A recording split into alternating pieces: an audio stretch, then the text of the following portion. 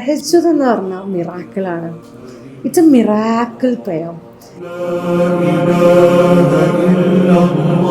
കാരണം നമ്മൾ പോലും അറിയാതെ നമ്മളെ ലൈഫ് നമ്മൾ പോലും വിചാരിക്കാത്ത തലത്തിലേക്ക് മാറാന്ന് പറയുന്നൊരു സംഭവമുണ്ട്. നമ്മളൊന്നും വിചാരിക്കണ്ട. ആ ഒരു തഹജ്ജുദ് സമയത്ത് എണീറ്റാൽ നമ്മൾ ജസ്റ്റ് ബി ദേർ എന്നുള്ളൊരു മൊമെൻ്റ് ഉണ്ട്. സുജൂദിൽ കുറച്ച് സമയം സ്പെൻഡ് ചെയ്യുക. അപ്പോൾ ഒന്നും പറയണ്ട, നമ്മൾ ആഗ്രഹങ്ങൾ പറയണ്ട, അത് വേണമെന്ന് പറയണ്ട, ഇത് വേണമെന്ന് പറയണ്ട, ജസ്റ്റ് ബി ദേർ.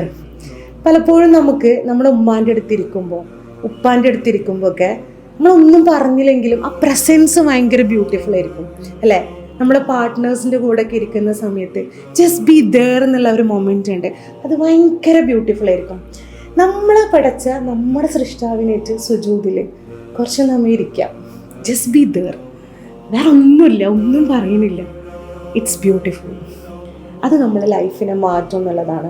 നമ്മൾ നിസ്കാരത്തിൻ്റെ കാര്യം പറയുമ്പോൾ തന്നെ നമുക്കറിയാം, നിസ്കാരത്തിലേക്ക് വരൂ, വിജയത്തിലേക്ക് വരൂ അല്ലേ? Come to prayer, come to success ആണ്. പക്ഷെ സക്സസ് ആവണമെന്ന് വിചാരിക്കൊന്നും വേണ്ട. It will happen naturally. It will happen. നമ്മളെ ലൈഫിൻ്റെ എല്ലാ ഡയമെൻഷനും അത് മാറ്റി തിരിക്കും. ശരിക്കും തഹജ്ജുദ് ഒരു ഇൻവിറ്റേഷനാണ്. ആ ഇൻവിറ്റേഷൻ സ്വീകരിക്കണോ വേണ്ടെന്ന് നമ്മളാണ് തീരുമാനിക്കുന്നത്.